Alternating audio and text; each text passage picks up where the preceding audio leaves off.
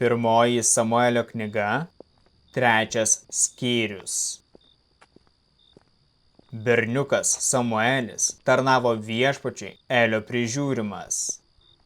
Viešpaties žodis buvo retas tuo laiku ir regėjimai nedažni. Kartą Elis gulėjo. Jo akis buvo nusilpusios, tad jis nebegalėjo gerai matyti.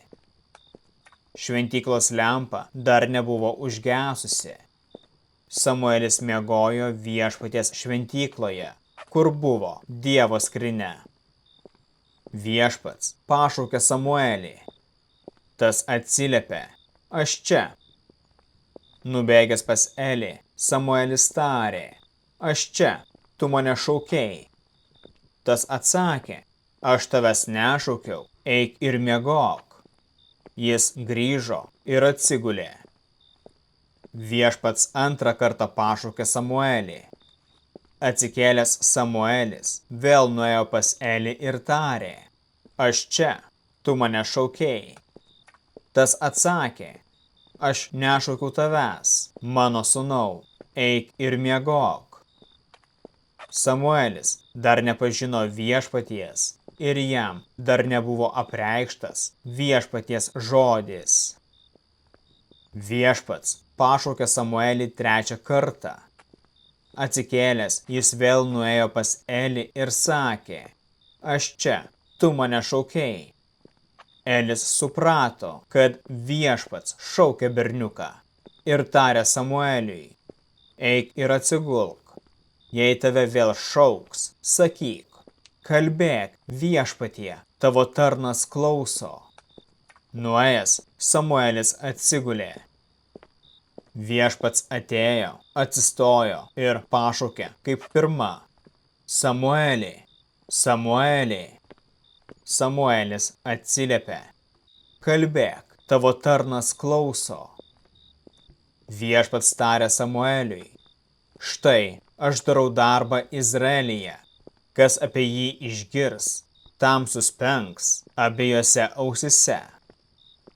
Ta dieną įvykdysiu visą, ką kalbėjau prieš Elį ir jo giminę.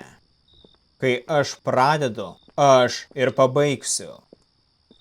Aš paskelbiau jam, kad nubausiu jo namus už nusikaltimą, apie kurį jis žino, nes jo sūnūs bjauriai elgėsi, o jis jų nesudraudė.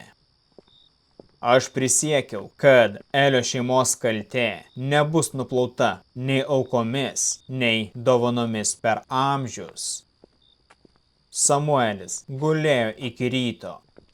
Atsikėlęs, atidarė šventyklos duris. Jis bijojo papasakoti Eliui tą regėjimą. Elis pasišaukė Samuelį: "Samuelį, mano sūnau." Šis atsakė: "Aš čia." Elis paklausė: "Ką tau sakė? Neslėpk nuo manęs. Dievas tepadaro tau tai ir dar daugiau, jei nuslėpsi nuo manęs nors vieną žodį iš to, ką jis tau sakė." Ir Samuelis jam papasakojo viską, nieko neslėpdamas. Tada Elis tarė: "Jis viešpats, tedaro, kaip jam atrodo geriausia."